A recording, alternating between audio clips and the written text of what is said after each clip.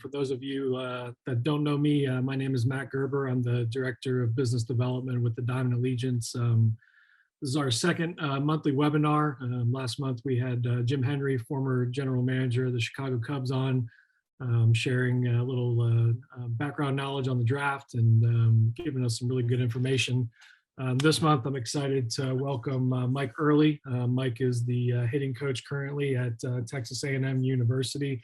I'm just excited to talk to him tonight. And I think one of the major things within the Diamond Allegiance is, all of our member organizations, we feel like are do a really good job with their players and player development. But I think there's always a space for each of us to get better at what we do. And bringing on knowledgeable people that we can learn from is something that we want to continue to provide our membership. So again, really excited to welcome Mike. Mike, thanks for being here tonight, brother.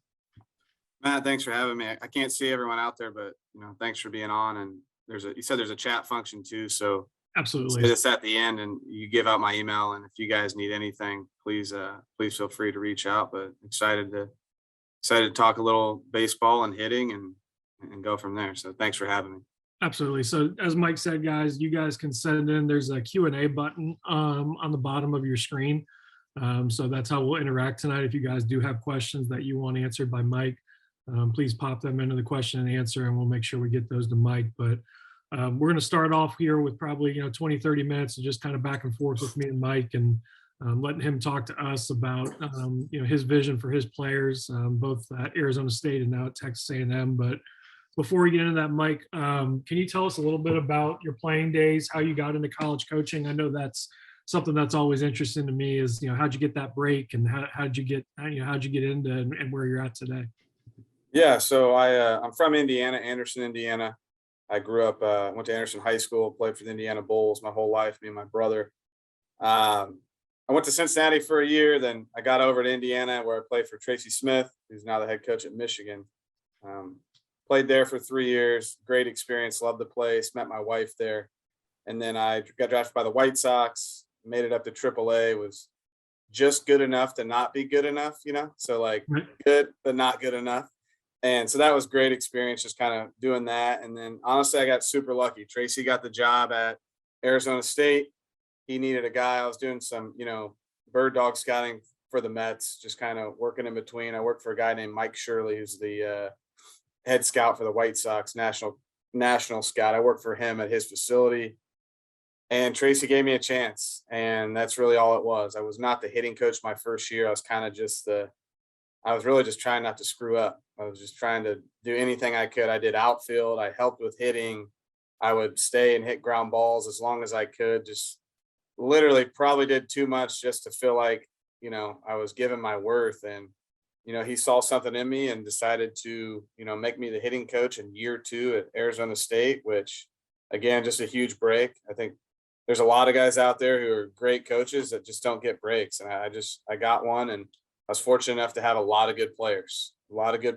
And, we did well. We hit well at Arizona State, and, we hit well last year at Texas A&M. When Tracy got let go at at Arizona State, Coach Schlossnagle called me at A&M, and I had a few other schools that were interested, but this is the only place I wanted to come. And honestly, just kind of put my eggs in one basket and said, I'm either going there or I don't know if I'm going to do this anymore, just because I really wanted to work for him. And as some of you guys know, like baseball, you can move around a lot. Well, I got 3 kids, and I was like, I'm not going to be that coach that kind of moves and goes every year just because I got a family to worry about. So I got, again, super lucky again to be at Texas A&M and get to work for Jim Schlossnagle, who is the guy is absolutely one of the smartest people I've ever been around in my life, period. Like, he dots every I, crosses every T. And other great coaches too. Like, I'm sure most of you have heard of Nate Yeske, who is at Oregon State and Arizona. He's unbelievable as well. And then Nolan Kane, who for me personally, I think is the best recruiter in the country. Just working with him for 1 year, he built all those LSU teams, and really was a huge part of the turnaround we had last year at A&M. So a lot of luck, a lot of good players, a lot of hard work, and just kind of building relationships. But I love doing what I do. And just like you guys, I get to work with a little bit different type of kid, older kid, but it's always fun to just work with kids. Like, They absolutely drive you crazy at times. Completely understand that, but they help keep me young, and it's nice to, my dreams are over. Like, I'm not playing the big leagues anymore, but it's like I had my first player this year, Spencer Torkelson, make it to the big leagues. Like, and that's all I want. Like, I want them to come, have a great education, us win, and then get out of here and play professional baseball and make it to the big leagues. 'Cause that's the ultimate goal. So Yeah, that's a little absolutely. bit about me. Absolutely. And Mike, I think you said it great. A lot of these kids can make you go gray. I got the gray on here and been, doing it for a while. And a kid's not gonna listen to what you have to say unless he knows you care, right? And making that relationship and as a coach, making sure that the kid understands that you care about him as a person first. They're not going to care what you have to say unless that relationship's made. So we'd love to kind of get your take on that, and then open it up and let you talk about your hitting philosophies. Obviously, we're all aware of what you did at A&M this year. I think it's a great story, seeing you guys come in as a staff, but really be able to take that program and really make a push. And I think the thing that impressed me the most, Mike, is to watch how it started off, but in season you guys continue to get better, right? And so understanding, from a travel ball's perspective as well, Mike, a lot of us, we have to coach within the game. We don't get to be around the kids all the time. So, understanding your mindset and process for how you coach your hitters throughout the season, when you have kind of a finite time with them. So maybe break it down for us, both in terms of, what's important to you, and then, what you guys do in the fall, and then how's that different from, what the spring looks like and what the season once it starts going. I think the first thing you said is probably the most important. I mean, I think one, especially at this level, like you better know what you're doing to I think a lot of people know hitting. Like, I don't think it's like a big secret, but I think communication, and I take that back. I don't think a lot of people know hitting. I think a lot of people think they do, but I think a good amount of people do, like, know the basics of it. I think for the most part, like, maybe I just haven't seen a lot, but I don't think a lot of guys per se mess people up. I think what gets messed up is the communication factor, and I think that starts with relationships. I think you hit it on the head. I think early on when I started out, I think I was 26. So I wasn't that much older. I had just got done playing, so that's all I could really do is kind of connect to him on that level. Like, I think when I first started out, I had a lot of the same interests to a degree of the guys I was coaching, and now that has definitely changed with 3 kids later and getting older and more mature. But if you can't have a relationship with them, I don't think you can do anything. And, and those relationships are different with every kid, right? Like, I'm not you know, I would say I'm about 90% positive because I think hitting is extremely hard. But gain enough respect where, like, that 10% time when you kind of got to lay the law down, I guess, so to speak, or drop the hammer on them, like, they're like, oh, okay. You know what I'm saying? Like, it's such a failure based part of the game. I can't be the hammer all the time. You know what I mean? I can't do that, or you don't get anything out of them. I think it's more of like I want to say like a big brother type of deal, but someone it's like, hey, like, we can talk about stuff you might not talk about with the head coach. You know what I mean? You can come to me with stuff, but keeping that line of where to go and where not to go. And it's more of like I think relationships, and just, you text with them, like, they send you videos, you get back, like, you never stop coaching, have guys over to your house for dinner. That's a cool part about college baseball, and why I've never went down the pro road, because I don't think you get that relationship piece. Like, I think I did with my hitting coach in pro ball, but I got super lucky to have a 3-year period where I had the same guy. That never happens. That never happens. And that's something here that I don't take for granted. Like, the guys I had at Arizona State, I still talk to a few of them, every other day, whether it's about baseball or other stuff, and guys I've become friends with. So I think that relationship part, and I think in travel baseball, you have a great opportunity to gain relationships with guys, because for me, a lot of those kids, it's probably a stressful time. Like, they want to be recruited, and you're there for them, and you have such an ability to make an impact in their lives, where for me it's okay, let's get to Omaha and get to professional baseball after that. So it's the same. It's different, but it's the same. Like, you're in such a key part of their career, that if you can create that relationship and show them how much you care and show them how hard you're willing to work for them, I think it all goes hand in hand. They'll work hard for you. Well, the second part was kind of what you're talking about, fall ball compared to season. Yeah, just kind of break it down for us. Like what does what's the fall season look like for you guys, and the difference between the way you coach in the fall versus how you coach in the spring. And then if you wouldn't mind, I think a lot of the guys would love to hear kind of your philosophies on hitting. Like, what are some of the important things that you look for in a hitter, and you try to train guys? I think we all know, the swing's like a snowflake, right? Everyone's got a little bit of a different way to go about it, but there's definitely some absolutes and things that different guys preach. And I think one thing for me, and I won't steal your thunder, but just watching you guys a lot this year was the mental approach and the way guys went about their at bats. So again, would love to kind of just let you kind of roll here, and give you about 15 to 20 minutes just to open up your book for us. Yeah. Well, I think in general, like our coaching in the fall, and that's the beauty of working for Coach Sloss. Like, he's going to coach day one of the fall exactly like he coached day one of Omaha.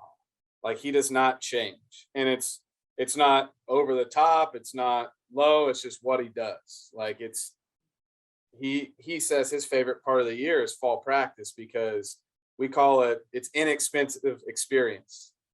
There's no, in the season, it's expensive experience. Like, every game really matters. Every weekend, I say the weekends during the season, it's almost like, I'm sure there's NFL fans on here, like, how important is every weekend in an NFL season? Ours is about the same, but it's like, do you win the series? And it's about 17 of them roughly. I don't know off the top of my head, but you get what I'm saying? Like, every weekend is so stressful. For him, he coaches the same, but he tries to encourage the guys, like, take advantage of this inexpensive experience. Like, you're going to make mistakes. You're going to grow from them, because there's going to come a time period where you can't do that, because every game is so important. For me, from a hitting standpoint, my first couple weeks, I'd say probably the first week, and I communicate this with the guys, like, I don't do a lot of coaching, because a lot of the guys, one, like, if I've had you before, every kid goes off in the summer and, either stays the same or has a big change or puts on weight. And for me, I kind of want to let them to show what they've done. And with the guys coming in, we've recruited, like, honestly, like, I haven't seen you that much. We've seen you enough to be like, you got a great skill set. You're obviously good. You belong here. But the last thing I want to do is to interrupt anything they've done to get them to this point. From that standpoint, because every kid, what drills can I do, this, that. And it's like, well, I've never seen you hit. Like, I got drills for days. I got thousands of drills, but are they appropriate for you? So I try to take that week to 2 weeks to watch them and kind of see how they move. And honestly, I mean, I've only been doing this will be my 7th year, and then I did a lot of work before that with guys. You've seen about every type of guy before, right? So you've seen guys, there's only one guy I haven't seen the same of, and I hope I see that guy again. He's a number 1 pick. I haven't seen that guy yet. You haven't seen that guy? That guy doesn't roll off the tree for you?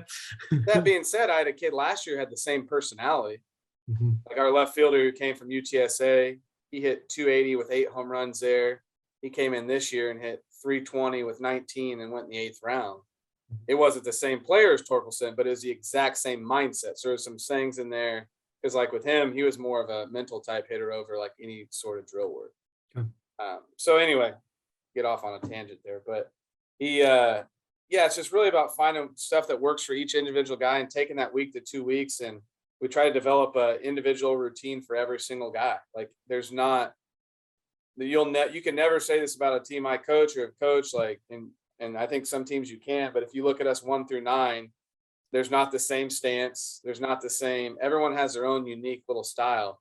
And we just kind of let that happen, right? It happens through naturally and what they do well, and just through our drill work. So every day starts out, I'm in there from probably, when I'm allowed, 11:30 to 2, and each guys have individual drill time. So, like, I'd much rather be down in the cage than up in the office, right? And then we get on the field, and I try to group them into individual groups. If we can, like, lefties with lefties, righties with righties, similar guys in the same groups, because, Coach says this a lot, like, good players learn from their mistakes, great players learn from other people's mistakes. So if we can start conversations and hitting, like it always happens where you're talking to another guy, but another player hears it and he's like, "Oh man, that's what I feel," or that's usually how it works. And the beauty of it and how this team was so great, like the last month of the year, man, I was just doing scouting reports and getting them ready to go. Like I heard them coaching each other and literally saying things that I say. Like there's nothing better than when you hear like an older guy grab a guy and literally say something that you told them. So very individualized here, like to an extreme. Like there is not a blanket on hitting, and I try to put in a lot of time. I have great guys that help me out. Like I can't do it by myself, and we're all on the same page. So just a ton of communication and a lot of hard work. Like there's no, a lot of our guys start off with, some guys start off with a self fungo drill just for barrel control. Some guys it's a certain tee. Some guys it's a certain front toss. Like I don't think there's one guy that's the exact same. Now there's a lot of similarities. There's a lot of guys I've had that did the same thing from day one that they did the last day in Omaha. Some guys just kind of changed a little. So it's really just about what can I do for each individual player?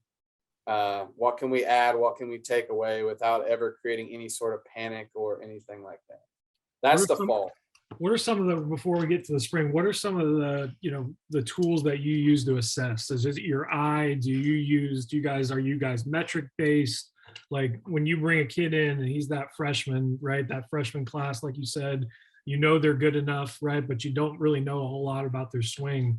Are you just watching them, how they go about their work in the cages? Or are you guys actually doing some type of assessment to give you an idea of how their body moves and things like that? It's a little bit of both. Like we have, I mean, at Texas A&M, we have every bell and whistle you could possibly imagine. I got my analytics guy down the hallway that knows every little thing you could think. We don't try to throw that at them at once. It's a lot of eye and video when you start off. And honestly, I just want to see how they work, like, because every high school kid thinks they work hard. But when that first day happens and your lifting is at 6, you got class at 8, I need you in the cage at 1 and practice starts at 3. Like, have you ever done anything like that? And guess what? You got to do it tomorrow too. And you got to do it the next day, and you got to do it the next day. So it's kind of seeing how they work and teaching them how to work. We'll have, I mean, a third of the guys actually come in and do way too much, because like they come in day one and they're like, I'm making it to the big leagues. I'm just like, slow down, buddy. Like we got some time, which I 100% appreciate. So you get a little bit of both. So it's kind of teaching them how to work, but it's a lot of eye, a lot of video.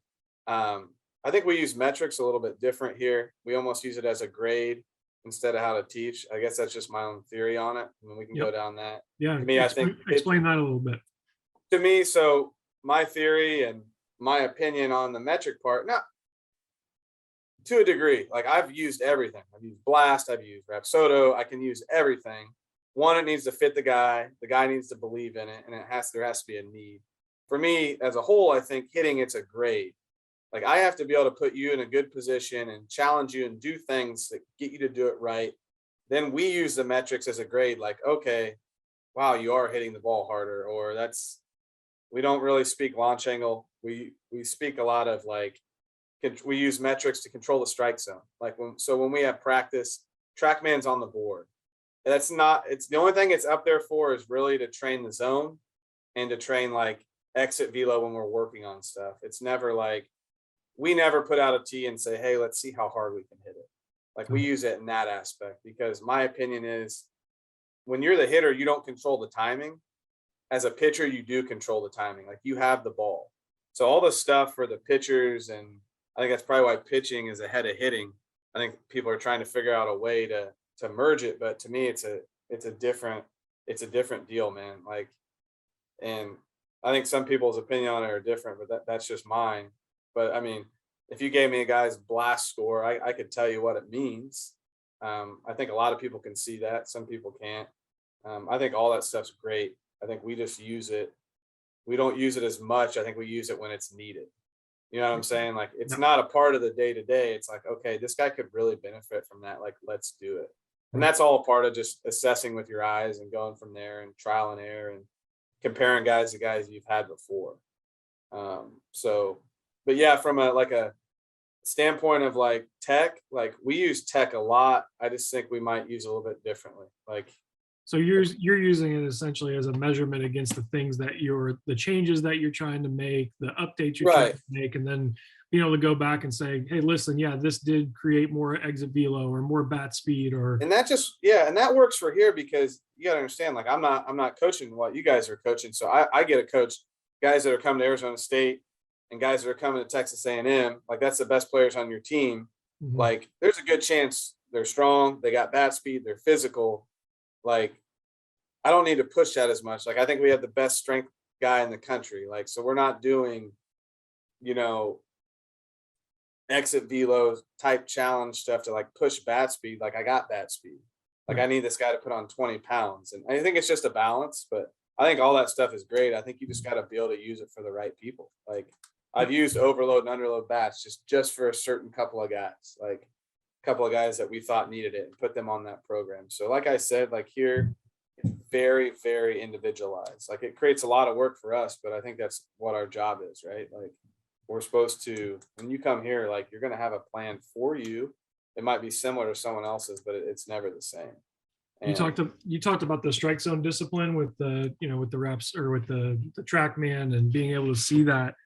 I think that's one thing when I watch high level Division I baseball that honestly across the board, whether you look at you guys, I thought Tennessee did a really good job of this year, strike zone discipline and being able to. You saw a lot of their guys really trying to work the middle of the field really hard. I was impressed with how many opposite field home runs you saw those guys hit throughout the course of the year. Right? We all know they play in a bandbox, but that's a different story, right? But at the yes, same I point, do. like what do you guys do in terms of like ball tracking and making sure that guys have really good strike zone discipline or making good swing decisions? I think, and I was actually watching MLB earlier, and it was what I said at the beginning of the year to this team because for me, I saw the power, the bat speed. Like we had some talent that was just untapped. And my message to them was, your guys' season, our season will be defined on the pitches you don't swing at, not the pitches you swing at. Because when we swing at strikes, you guys will do damage. And it's the message here is like swing at the strikes and take the balls. Super simple, right? But it's enforced in literally everything we do, from front toss to BP to machine work. And there's so many different levels of how we do it, but it is a constant message. Like you're never going to swing at a ball in BP or anything and not like you're going to get coached on that a lot. Like, hey, swing at strikes. And you'll see, man, like we have a guy that throws BP a lot. Like he is absolutely money, but it got to the point where if he missed by a little bit, like our guys were taken. And that's what we want. Because if you can't do it at the most minute level, like a flip, how are you going to be able to do it when a guy's on 95? Like you can't. It's like for us, like when you're hitting off the tee, like if you can't hit the back on a line 9 or 10 out of 10 times, like how could you ever possibly do it when a guy's throwing 94? You know what I'm saying? So we use, I'm sure a lot of you guys have seen, I thought I had it in here. I'm sorry, but we do 7 ball drill. Okay. So like balls labeled 1, 2, 3, 4, 5, 6, 7, 1 on the inside off the plate, 7's on the outside off the plate. We train that very early on, like in just front toss and BP. And that's kind of our language. And it gets to the point where we'll be doing high speed machine work and guys will take pitches and be like, oh, was that a 7, 7.5? And you look up and you're like, yes, it was. Okay. We do it to that degree. We have in our cage, we have hit tracks set up where you have the field. It's not for us. It's not to see yourself hit on the field, even though we put it on Omaha and that's what they hit on. For us, we have this machine called the triple play machine. It's real similar to like the E-Hack, but you can program to throw different pitches. Yep. And we'll get on it and hit, or we just take, and it's really just training the zone. Like you have instant feedback on balls and strikes. And it helped a ton. We call it's a swing decision drill. So like to me, if you hit off the tee, there's no decision. Like you're just swinging. When we hit off that machine, it's really not about how you hit, because honestly, we have it sometimes so ridiculous, like you can't hit it. Right. And once the guys realize it's a few reps a day, it's not about your swing. It's about, did I swing at a strike? That's a win. Because you're not going to see anything as nasty as we have it. Did I take the ball? Even better win, because you're not going to see anything that good. And if you look statistically, like I was actually looking at today, we controlled the strike zone better than anyone in the country. And that was just a day-to-day thing. Like we saw the most pitches per plate appearance, and we don't have take signs. And when we swung the bat, we did the most damage. Say again, you guys don't have a take sign. We don't. The only I mean, I can't give away all our secrets. There's certain times we have a take sign, like the obvious, like when our crowd's chanting ball six, and Right. things like that. But I mean, our guys just know to swing at their pitch, and we have certain rules and certain things in place that we do.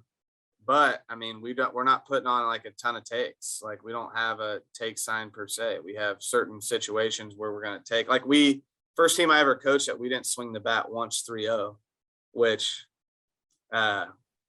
I got different feelings on that, but it's just kind of what we did. And if you look at us statistically, like when we swung the bat, we did the most damage. Like I told them we would, and we saw a lot of pitches. Like we were facing Vanderbilt, right? And I'm scouting their guy, and they threw a 2-pitcher no-hitter, 9 innings. The starter went 7. And I'm watching. I'm like, damn, like these guys swing at everything. That's nothing against who they were playing, but so using metrics, like we got this thing called True Media that all the big league teams have, and I'm looking at this guy's pitches, and it's like he to this point, and especially last game, he didn't throw one pitch in the zone over 40% of the time, and they were just chasing it, and he cruised through 7. Well, and again, we just put that in our guy's head, like control the zone, get your pitch. Like this guy has good ride on his fastball, so we trained on, shrinking the zone there, not laying off balls at the chest because the guy had late ride. Like his induced vertical break was 22. I don't ever tell them that. I just tell them like, hey, this ball is going to really take off at the top. Yep. You know what I'm saying? Like it carries. So we get in the first inning. We only scored 1 run. Somehow our leadoff hitter is 145 pounds, hit a home run, one of his 3 on the year. But we had 5 or 6 guys, I believe, all got into full counts. The guy left the first inning, had thrown 44, 46 pitches, and looks like he just went 12 rounds in a boxing match. He was out of the game in the 3rd or 4th inning. We won that game. But what we did is we got in their pin. Yep. They killed us. They killed us game 2. We got in their pin, and then game 3, we separated from them in like the 6th inning because they had nothing left. So just like that's the way we use metrics and things like that. And that's the way we use the strike zone. Like we use metrics to train the strike zone. That's the most important thing we do. The absolute most important thing we do. And I think at travel ball level or high school level, I know the umpires are, hit or miss. Like I've seen those, and honestly, they're hit or miss here too. Like to the point where, our coach does a really good job. He does not jump guys for striking out looking, because he's like, we're going to get to the point where we know the strike zone better than the umpire, and we have all that data. We have the TrackMan, and sure enough, like our guys are really, really good. Like we believe them. Like when they say it's off, and we check it. And you know what, guys, you get to know the guys who don't know the zone and the guys who don't. But for the most part, our guys knew the zone, and that was the biggest thing of what we do. So training the strike zone, and from all the way from front toss to scrimmages. And I make a joke, like I want you guys to be so locked in on the strike zone that if I set up the tee and it's a ball, I just want you to stare at me until I move it to be a strike. Like that's how nuts we want to be about controlling the zone, because we're getting players with good swings, good bat speed, and everyone needs tweaks and everyone needs to make adjustments. But you've probably seen, you can have the best tools, the best bat speed. You look like you're built by the government, but if you swing at balls and you don't swing at strikes, like you're not worth anything. So that's kind of how we use metrics and how we control the zones. So it's not kind of a 2-parted answer. Like we use metrics a ton and how we control the strike zone. Like when that's up there, like we do stuff like we want to see how hard you hit the ball, and guys compete, and when they're doing it the right way and not, we say there's nothing more unimpressive to us than a batting practice home run. Unless it's to center field. Like every single one of our guys, for the most part, they can go pull side home runs a lot. Like if you want to hit it out, like hit it out off the batter's eye or hit it out oppo. Like how hard can we hit balls while we stay on balls and stay in the middle of the field? And we take a very, very boring batting practice that gets us ready for the game. Well, talk to me about that. I think that on the travel ball side, I know, Mike, you've done a little bit of stuff with younger kids and high school age kids in your past. Like, in terms of, from your perspective, what are some things that kids should be doing? If you think about the normal travel ball construct nowadays, you get to show up to the field before the game, you get to take, some swings in the cages. Like, what are some things from your view that hitting coaches on travel ball teams and, in those 20 to 25 swings that are occurring in the cage before the game to get yourself loose? Like, I always thought, when I ran a travel ball program, my biggest thing to my coaches was, we want to continually keep, teach the game, whether it's during the game, before the game, just take every opportunity in those 3.5 hours that we're at the field to try to get a kid better. So what are some things that, some easy things that you could see putting in place that if you were in our position and you were running an organization or coaching a travel ball team, what would you do with your hitters in that time frame? Yeah, I think it's a little bit two-parted because for me, because there's beauty to having that 25 minutes before the game, and something we try to teach our guys, like all that stuff I just said about our routine and how monotonous it is and daily. Like sometimes you can't do that, right? Sometimes you got to revert back to that, like, hey, I'm a ball player and I'm just going to go out and be better than you. So I think that's one thing with travel ball. I think that mindset of like, it's funny because you guys will play 3, 4, games in a day, hopefully not more than 3, but I know it happens. Right. And these guys forget that real quick. You know what I'm saying? Like, and you're just like, you used to play 6 games in a weekend. Like, you know what I'm saying? Like, Right. You didn't get a hit in the cage. So like, I think there's beauty to that too, where you're just kind of showing and going and you're just competing. And so I think that mindset, I don't think can ever leave kids. And it does, like, it's our fault to a degree where we preach routine and do all this so much where sometimes we'll do a practice where it's like, hey, you got 10 minutes in the cage. Like we're going like, cause we played in 3 different tournaments this year where you can't hit on the field. We'll do stuff like that just to kind of shake it up. So I think that's a thing too, where you're kind of creating a mindset where it's like, I only need 5 minutes, like, cause I'm just better than you. Like that sort of confidence. On the flip side, I think there's all, depending on what you have, like we use weighted balls. Like I've seen travel teams use that and I'm like, and I've used it with my sons on younger teams. Like, I think that's great. Like a great way to kind of simulate impact of the ball. And I think just doing anything and, not getting crazy with it. Like as much as I say, we stay on balls and this, that, when you go see kids hit BP, when you go to those showcases, like, what do you want to see? You want to see some power. You want to see some guys do the things when they get here. You're kind of like, hey, like we want to stay on the ball. So I guess I don't have like a great answer to that because I'm not out there doing it. I think whatever you're doing, I think that's a great time to create relationships and more than anything, create a mindset. When guys fall into the trap of needing that blanket to get ready, and I think it's probably more pitchers than hitters, it's tough to get out of because sometimes you just got to roll the balls out and compete. And I think that's a beauty to me a little bit about travel ball because I think there's people out there who kind of bash, there's a travel ball bashers. And I'm just like, okay, what are they supposed to play? Like, what is your alternative? Where I've always been a component for it if you do it the right way. And I know you guys and the people on this call do. So I think in that time you got like training mindset and just like, the power of belief and doing the best you can do in those 15 to 20 minutes you got to get the guys loose and not get them hurt. And, if it's just front toss and a couple rounds of BP, that's what it is. Yep. And, Well, you can always preach what you preach, like staying on balls, like getting yourself ready, like staying up the middle, like things like that. Yeah, absolutely. But I think that little aspect of travel ball really helps some of our guys at times. It's like, hey, we just got to go. Yep. You've done this 1,000 times. Like, don't act like you haven't. Like, let's just roll them out and play. Well, let's kind of segue here into let's talk a little bit about the swing and, maybe you can kind of break down for us, what are some important things that, you look for in a swing and, from a mechanical standpoint, I think we've done a good job of kind of covering the mindset, really commanding the strike zone. And for me, what I take away from this, and if I think about what I could put into play is, when I'm working with a kid, really harping on them about swinging at strikes, right? And I think that's one thing that, like you said, can really be trained and understood. One of the guys that I respected a lot was honestly Mike Martin Sr. at Florida State for all those years, being in Florida and going to a lot and listening to what they did.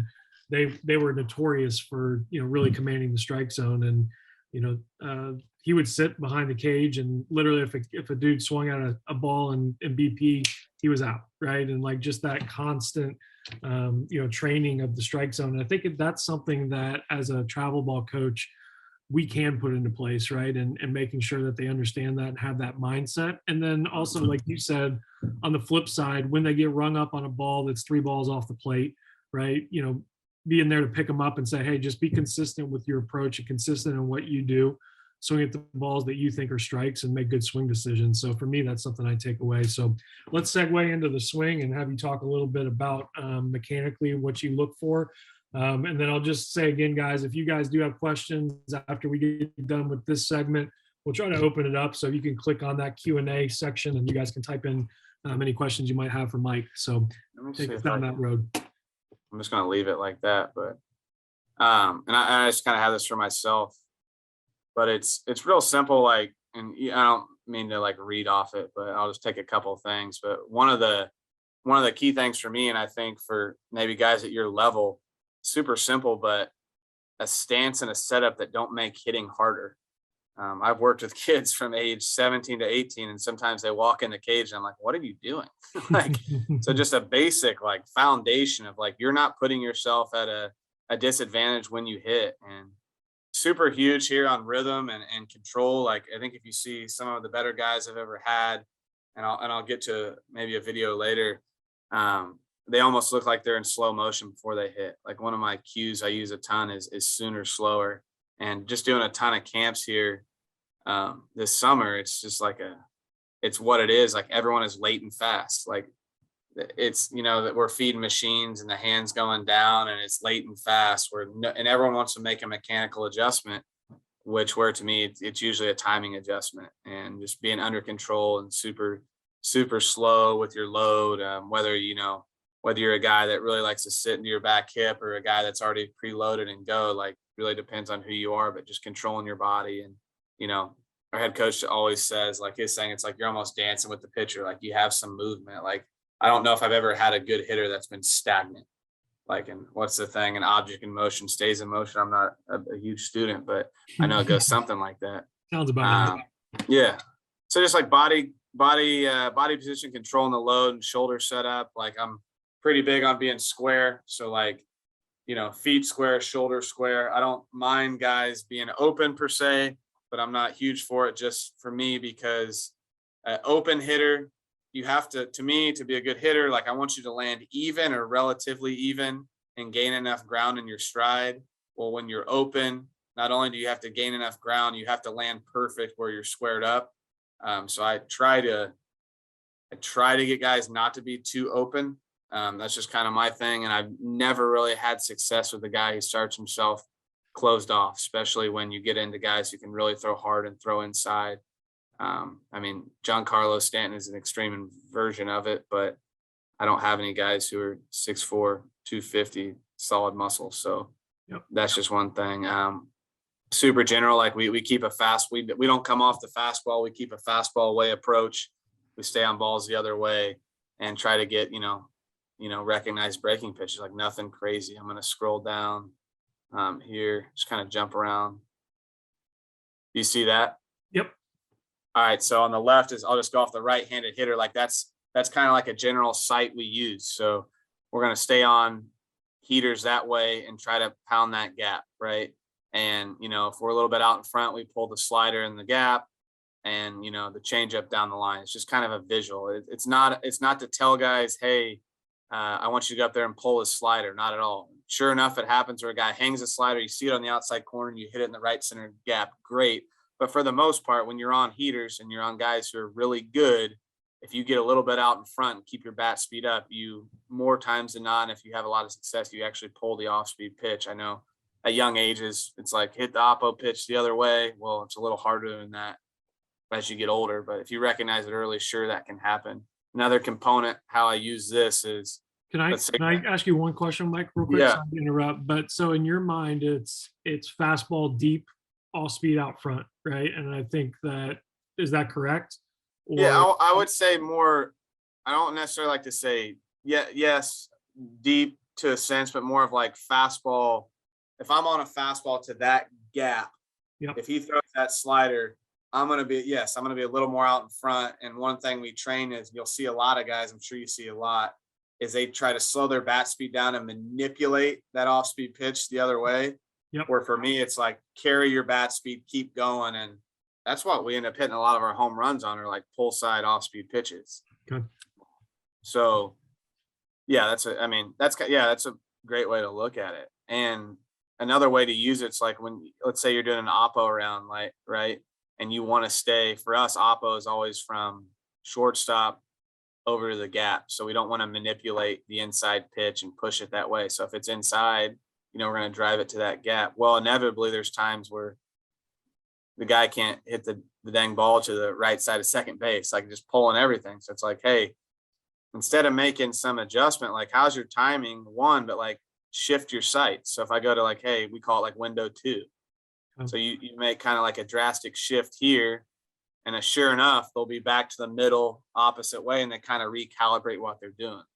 It's also a way, like if you're in the box and you just feel yourself way around, way out in front, when you're in like window 1 or where your sights are in this one, like I'm just going to shift my sights over more to the opposite gap. Everyone has something a little bit different, but it's just kind of like a thing, like moving your sights where you're looking to kind of recalibrate your eyes. Like that's a big thing for me and for us, is just our general approach and having that awareness of, what you're doing. Like if you just swung at that fastball and you were out and around, like assess a couple of things.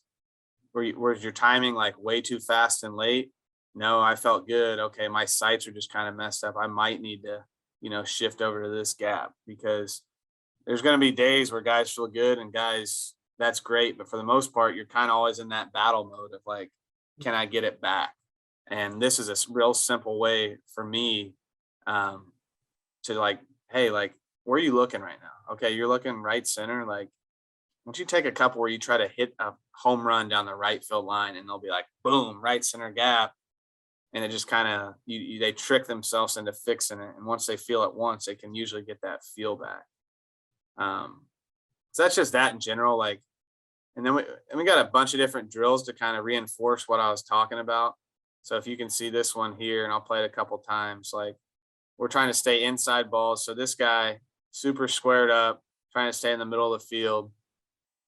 And so that pull right there, don't make the mistake I made and put a Tanner tee that costs $130 at a place you do lessons, and say, hey, one more, and the kid blows it up, and your 3 lessons on the day were free. So that's just like you can use an old broken tee, and that's just a pool noodle. And I'm going to try it as a flipper. I'm going to try to get it as close as I can. And all we're doing is enforcing like being square, stay in the middle of the field. He caught that one a little out in front, so he goes pull side. And then another way we do it, just kind of, it's more of a visual. And we do it sometimes now, like real close, but it's just a visual of like keeping that guy closed. So for me, that pole we're using is a little too short and a little too far away. But this is when I first started doing it with the guy, and he was breaking them like crazy. So we kind of pushed it off. And everything we do is to enforce being square, staying on baseballs, and staying in the middle of the field. This one is my favorite one because, so like these 2 drills in general are like result based. So if you can't get guys to stay inside the ball and they're trying, instead of telling them to stay inside it, like put them in a situation where if they don't, they'll fail. So this one, like all this guy's trying to do, Flipper's going to flip it underneath his hands so he can't get around the ball. And all this guy is thinking is, I'm going to drive this ball as hard as I can back through that hallway. So we call it the hallway drill, like put him up against the net and boom, he's just going to, as hard as he can, try to drive that. What'd he do? He really stayed inside the ball because, like I said, like none of these kids are trying to do it wrong, but sometimes you just got to change it up. Like you want to make it a verbal or you want to make it a result. To me, it's a result. Like, hey, hit this ball as hard as you can. There. What'd you do? You stayed inside it. Yeah. So it really just goes from hitter to hitter. This is another one. We do a lot of offset flips, we do a lot of offset hitting off the machine, which is to the point where our guys request offset hitting off the machine. We did it every Thursday night, whether on the road or at home before games. And we do a lot of machine work. When we do the offset hitting, it's not super challenging, but it's really like going back to everything we do kind of morphs together, right? So like that offset machine is in window one, right? So it's coming and you're trying to return it right back to where it came from. And we'll do that when you say not really challenging, when you do machine work like that, what velocity would you put it on Thursday night? Is it BP velocity? Is it a little bit higher than that? That one's a little bit, I think we had it about, I want to say, I think the exact was like 66, 67. The spin rate was around 2,300, which is a little high. And we were about BP, maybe a little farther distance. So harder than BP from the sense where it's spinning pretty good. If you don't really stay on the ball, you don't hit it as well. Yep. But it's what I'd like to call, what I call comfortable style machine, where it's the velo isn't challenging, but the spin is 23, maybe the 25. It's just hard enough where if you don't stay on the ball, you know, you're not going to stay through it. Where like, you know, 67 off a guy throwing is going to die, right? 67 off a machine is going to carry a little more. Yep. So we'll put it in that window where you stay in that window. I'm getting off track here. I like talking about this stuff, but we love it too. So it's all good. So I'll get back to that. So this guy like had kind of like a back shift where like he would leg lift and really like shift back to his back leg. So this is a combination of both where he's just going to step over this and kind of lift his leg underneath him while doing the offset flip. He was kind of still working on it at this point, so it's not quite there. He still has a little bit of a back shift, but he's just kind of working on staying, again, middle of the field. All the drills are different, but they all have the same, you know, the same idea. Same thing here. So we just kind of progressed, right? So we did side flip. We're doing the same drill just with an offset machine. And this is all in one day. He's still a little bit around, but not bad. His body's in a good enough position where you're not going to hit every outside pitch away and you're not going to hit every inside pitch pull side. If your body's in the right spot, like to me, some people would say, hey, you got around that outside pitch. To me, it's like baseball's hard. You're in a good position to hit. You still hit it hard. Is that what we want to do 9 out of 10 times? No. But if that's your bad, then your bad's really good. Yeah. Because your how good your bat is how you hit 350. Like everyone has their great swings, but when you can survive and your body's in the right spot, that's what the great hitters do. Here's another offset we use. And I guess these are all things you could do before games, but this is offset kind of from the closed side where you really got to keep those shoulders square, let the ball travel, have your sights in the right window. And we're just trying to really drive the ball up the middle. We do it another way where I'll alternate. So I'll kind of shrink the cage for the guy. So I'm shrinking where he's looking, right? So we're going to go outside, drive that, followed by inside, pulled correctly. He stays square long and really lofts it high. So for me, when we're in the cage, we want to be low the other way and gradually the trajectory of the swing picks up to high to the pull side. So high with loft to the pull side, super low the other way. And in this drill, we just go every other. So he kind of comes off that one a little bit. That's still a good bad, but we're going to go right back to it. He knows that without even saying, we're going to correct it. And then immediately we're going back to the pull side, pulled high with loft. So low the other way, pulled to the pull side. And just every guy is different. Like here's just, I mean, this isn't really this is just a weighted ball going every other. Guys like them because when one, it promotes staying through the ball, the impact. But I think it helps their confidence at time when they hit the weighted one, going to then the regular ball feels super light, like it's bouncing off their bat. So I know that's probably not the concept of weighted balls, but when these guys feel like they're really good, they're usually really good. And that's a lot of what it is. It's a lot of trickery. Here's a tool I really like, the flat bat. I'm sure you guys have seen them. I use the light flight jugs balls. I'll side toss them or front toss them or even use them out of the machine. But there's a lot of different ways you can use this. Like this is a combo, like obviously the flat bat work. We're going on his toe tap. See how I kind of pause there? He had an issue with tapping way too fast. It was like tap and go. So I was like, I want you to just be in rhythm, be under control. So I occasionally with this guy kind of pause and let him go. But the flat back can be used so many different ways. For me, I don't know if that's how is it. For me, it's about staying flat in the zone. Like if you roll your hands at all, you're not going to hit it clean. And those yellow jugs, light flight balls make a really distinct sound where you know if you hit it well or not. So it's just instant feedback. I also like using those balls out of the machine. Like we'll train ride because you can really get them to go taking and swinging. But we hit so much that some days we're hitting on the field. We'll hit the yellow balls in the cage just because I don't want to crush their hands. Yep. Our guys are so big and strong that someone brought that up to me a couple of years ago. They're like, man, you guys hit a ton. Like, do you ever worry about their hands? I'm like, no, I probably should. And for someone who hit way too much himself, like I broke my hamate because of that same reason. So I try to have a little bit of feel and use those balls because you can still get done what you need to get done. Your eyes can stay fast, but you're also not putting that impact on them. Let's see what I got here.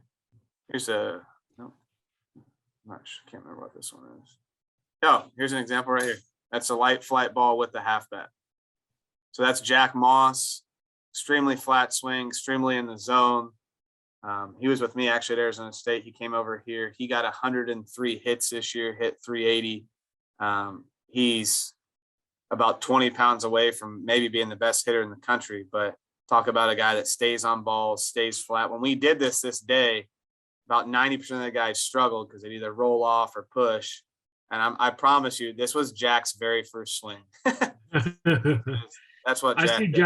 I see Jack here kind of finishing almost what I would term like a 3/4, staying, through it a long time.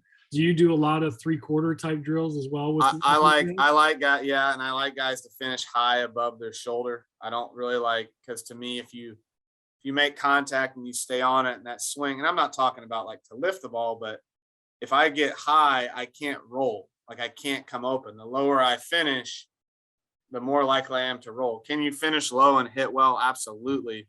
But to me, in a perfect world, like a guy like Spencer Torkelson, you could tell him like, hey, on the pitch away, I want you to finish lower. And as you gradually go to the pull side, you can finish higher. That's like Jack's a little bit like that too, where Jack's mind works like that. Dylan Rock's mind works like that. I think some guys, you just got to be careful kind of what you tell them. But yeah, I like that finish. Like a lot of guys with power have that. It doesn't have to be super high, but kind of finish over that front, front left shoulder, front right shoulder.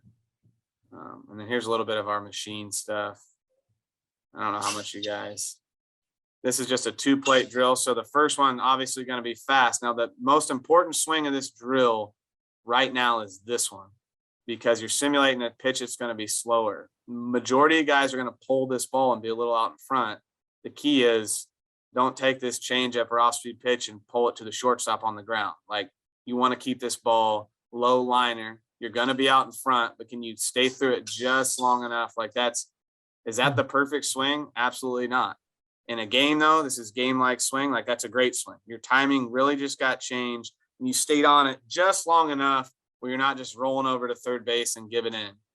And then, okay, now his timing's slightly recalibrated. He stays on this ball and hits it the other way. The first and third swings are the easiest ones out of that. That second one in this drill is by far the most important swing, and you don't really get that many chances at it, right? Like you only get that one swing one time. So this is a 3-swing progression for you? I think we might have had, we'll honestly, I think when he did this, we've done it where honestly, sometimes I just kind of make it up on the day. I'm like, hey, what can we do to get a little crazy here? Like sometimes we'll go 2 on the back, 2 on the front, 2 on the back, and just try to disrupt timing as much as we can while maintaining, the right mechanics. Here's a slider machine. Guys staying on balls. For us, this isn't about hitting a slider. For us, it's about staying on a challenging pitch and being able to take it the other way, or if it backs up, pulling it the inside. The byproduct for us is if a guy hangs a good slider, you've hit it a lot and hit it. So for us, it's all about, I think you can see the theme in all these drills is like, is my body square? Is it in the right position? Am I staying on the ball? Here's the offset machine so this guy's in window 1. boom, returns it right to window one. Mhm. Another way we do that, which I don't have on video here, is to see where he's standing. Yep. He's in a regular stance, right? So we do it, we call it on the line, off the line. And as they progress, we do it every time. So maybe the first round you're in regular, you're going there. The next round, he'll put his toes up on the chalk. So that ball is going to come at his inner thigh, Mhm. or excuse me, his inner front. And we learn to pull the ball correctly. Yep. Like you can't pull that ball. If you get around that ball, it's going to be around and hook. But that's the drill for me, I think, is help guys hit for more power to the pull side correctly. And the beauty of the machines is they're not always accurate. So when you're on the line and you're working on that pull side correctness, that machine can still shoot it on the outside. Right. So you're still looking in that same window. And the best part is when it shoots out and guys roll over, it's like we're not thinking about pulling the ball. And it's also great when they're on the line, it shoots out and they still hit it in that opposite gap because they're still locked in with our approach, what we take into the game, and they're just reacting to the inside. So that's probably to me, this is the most effective one we do. Like this is the guy's favorite drill. It's my favorite drill. And we also do it from the close side. So like a lot of the lefties will want to do, you don't see a lot of left on lefts. They want to do the left coming from behind. Yeah. So the same way, and you can kind of get an idea of the speed there. It's not ridiculous. No. This thing's too hard anyway to make this one ridiculous. Here's one. Here's a two-headed monster sort of deal. So we got a fastball coming from the top. This is probably about 91, 92 out of a machine. So it's a little, maybe it's not that hard. And then we just kind of top to bottom breaking ball. Again, this type of stuff is just really learning what success is. Like it's hard. Like we're changing your speed a lot. Yep. You know, get in there. Let's make adjustments. So he rolled one over. Now he stayed on. Can you hear the audio? No. Okay, that's fine. I'll kind of tell you this. The best part of this one, though, my favorite. So he takes that pitch, right? And he immediately turns, like he just took 3 high pressure swings, he's on balls, whatever. He takes that pitch in the middle of his round. And he goes, "Was that a 7?" Like, yeah, that was a 7. Like that's the most important rep he took that entire thing because he's going. And bam, what's he do? He takes a ball. He sees it and he takes a ball.